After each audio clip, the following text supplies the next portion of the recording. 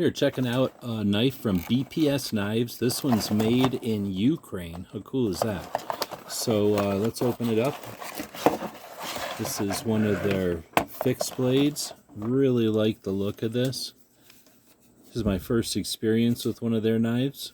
Right off the bat, really well made. Great lockup with the sheath. This is a nice lock. Really well made, sturdy. And now let's take a look at this knife. Really like this blade. Look at that thickness. This is carbon. This is D2 steel, made in Ukraine. On this side. Nice oiled up, got a great grind to it. And it has these purple grip panels. Nice hole in the end for a scabbard or for a lanyard.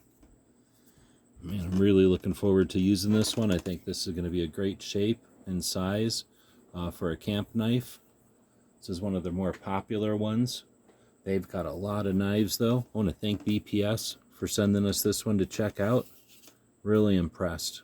Hope this helps.